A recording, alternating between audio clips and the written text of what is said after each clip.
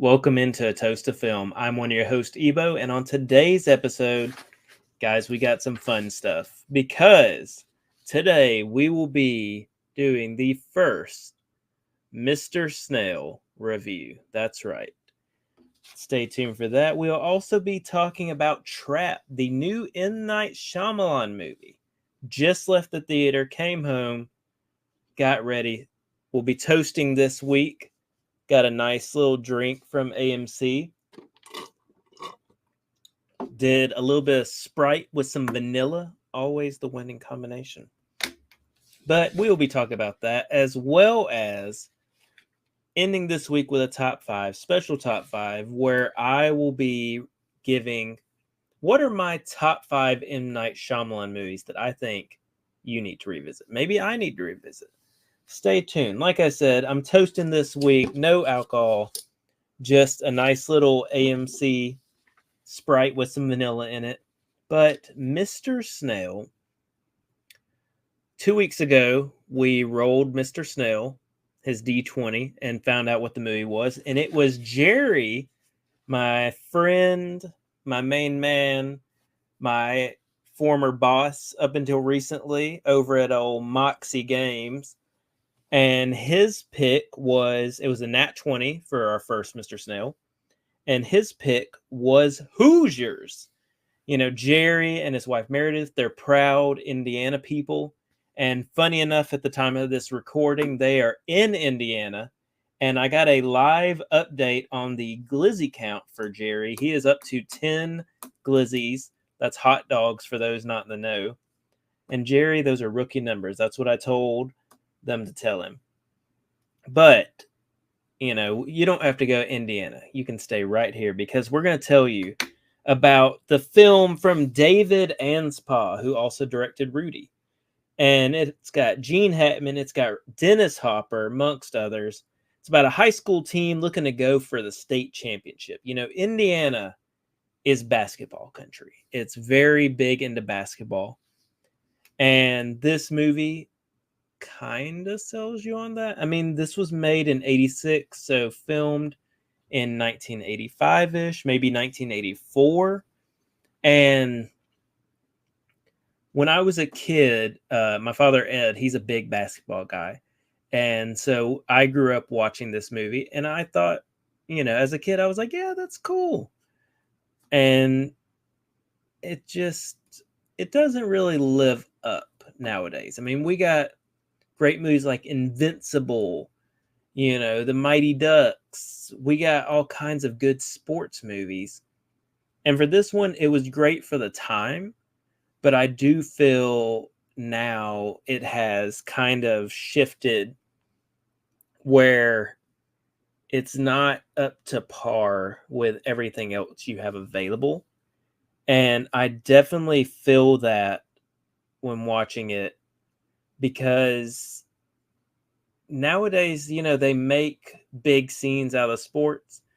And this, yeah, there's some stuff about the, you know, game of basketball. Most of it's stuff happening behind the scenes or leading up to the game or after the game or anything like that. So you get more of the story, less of the basketball, where nowadays, if they made it, you'd get more basketball, less story to an extent. But, you know, much like his other film, Rudy, I do think this might be better than Rudy. I don't know. I'm not the biggest Rudy person.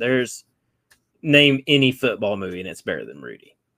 But this movie, decent acting, decent people.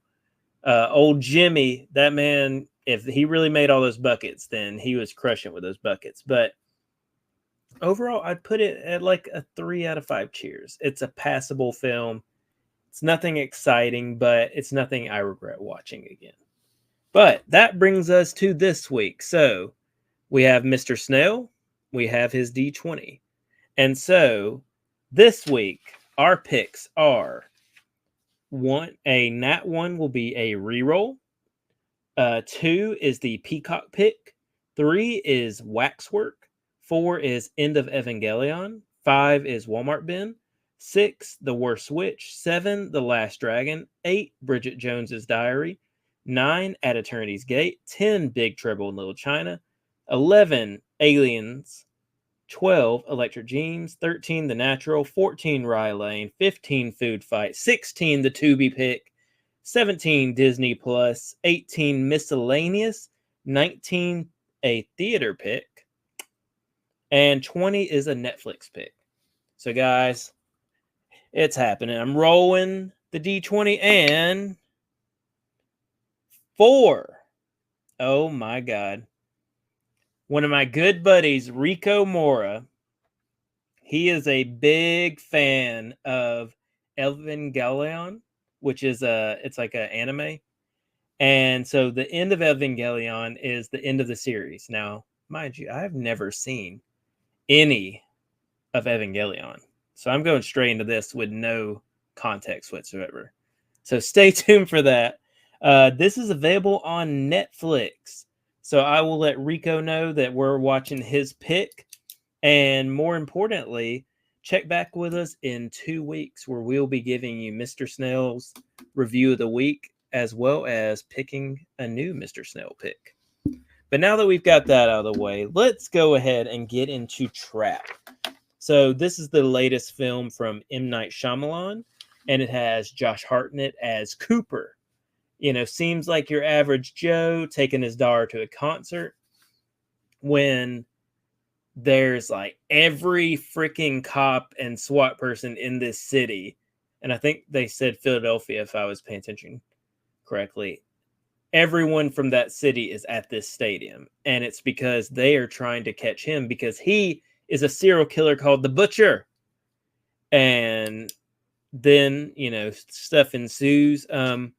Suleika Shyamalan, who's the daughter of M. Night and, you know, sister of Ashana, who did The Watchers, she plays Lady Raven. She killed it in this movie. I did not know she was an actual singer, but she had the stage presence. She wrote 14 songs for this movie and performed them. And she also, her debut album, Seance, came out in the end of 2022. So, sis doing good. And she did some great acting in this movie. She did some great singing. And Josh Hartnett, holy cow, this dude used to be nothing more than a pretty boy. And now he is in this movie where he is this very complex, you know, serial killer that knows he's trapped. And much like an animal fight or flight, he is continuing to try and get away. He's not just going to give up. You know, he's done so much that he refuses to lose. And so that's a chess match between him and all these law enforcement. I mean, hundreds of law enforcement people. And how is he going to escape without them getting him? I think Trap is a top tier movie. Only complaint is I would say the movie, it goes too long at the end. There was a point where it could have been a great ending, and it just keeps going and going. And then you're just like, okay, this is a great ending, and it keeps going. Okay, this is a good ending, and it keeps going. Okay, this is still good, and it keeps going. And then you're like, this should have been over already. So I still think it's a top tier movie. I really enjoyed the performances. I really enjoyed the, you know, chess match antics, and I would give it a 4.2 out of 5 cheers. I think it's really good, and y'all need to check it out in theaters now. And that brings us to the end of the episode, and we end it every week with a top 5. And this week's top 5 is top 5 M. Night Shyamalan movies that need to be rewatched because of various reasons that we will get to. You know, a movie you won't see on this list is Knock at the Cabin because, I mean, that movie's not even as good as Fast 10. So just ignore Knock at the Cabin and let's get into some movies that actually are good. And number 5, I'm going to start with The Sixth Sense. Be honest with yourself. When is the last time you watched The Sixth Sense? I'm going to gauge that it's probably been a while. I'm sorry about my screen, guys. We're moving into, you know, video, and I'm still learning all the techniques and things. So just bear with us while we make this transition from audio only to video. But Sixth Sense, This is what put him on the map. I see dead people. And be honest, everyone talks about how good it is, but no one's like, to watch this weekend, rewatch Sixth Sense. It was really good. No one says this. And that's coming from like super film buff. But great movie, and I think you need to rewatch it. See if it still holds up. So number 4, we had to get into one bad pick. And there are a few bad ones. M. Night is a very creative director. I really love that about him. And that is at number 4, Say Hi to Your Mother for Me, because we're talking about The Happening with Marky Mark, old Mr. Wahlberg himself, where he talks to plants. I think this one, given all the films they've released since The Visit, Old, Trap, I do think that we need to revisit The Happening. Is it as bad as we remember? It could be. It could be better. Or it could be as bad. But I think it's worth a rewatch. I definitely think my number 3 pick is worth a rewatch, and that is The Village. The Village, even when I saw it, and I was, wee little Evo, when I saw it, I thought it wasn't good because I was a kid who wanted, monsters, and there aren't monsters in the movie. And so that was very disappointing for me. But I think given the writing, the twist, I think this is worth a rewatch. See what I think about it. So I'm very excited. Number 2, now this is a movie I have always defended. I've defended it since it first came out because I enjoy the story. I enjoy the storytelling. And that is Lady in the Water. This one is his, it's like a bedtime story take, but some cool creatures, some cool stuff. I think it's good. Some good acting. Old Paul Giamatti and old Bryce Dallas Howard. Good stuff. Come on. Let's quit pretending that Lady in the Water is a terrible movie.